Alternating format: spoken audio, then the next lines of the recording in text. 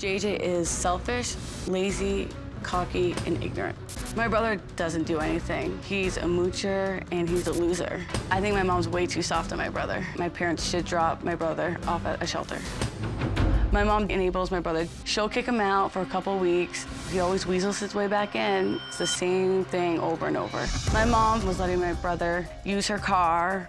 She also bought a trailer for him to live in. I spend a lot of time sleeping in here. I sleep a lot. I got nothing else to do. She gives him money. My mom definitely buys my brother cigarettes. JJ stole my dad's power tools to buy drugs, and my mom did not press charges and went and rebought the tools. My mom brought the tools back to my dad and said JJ returned them. My mom lied to protect JJ. I am definitely ashamed of my brother. It's embarrassing. JJ is 27 years old and absolutely should be on his own, taking care of his son, not living with my parents. My brother definitely needs tough love at this point in his life. I am done with my brother. It's either you change your life or I'm gone.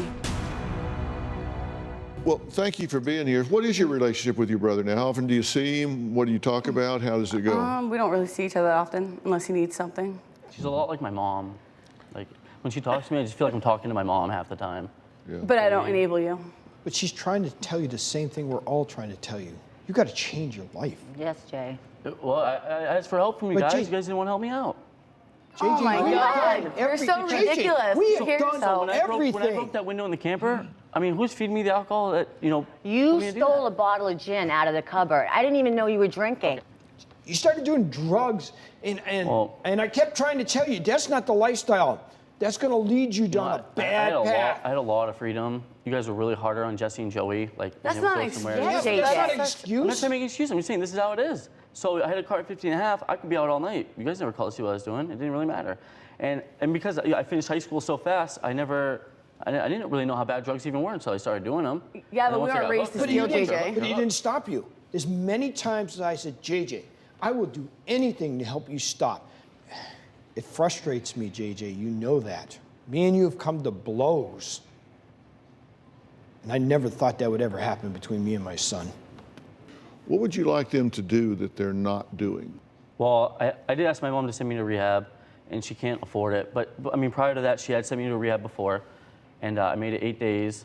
It was a really horrible environment. Like, the curriculum wasn't really set up there, so we spent a lot of time on the couch.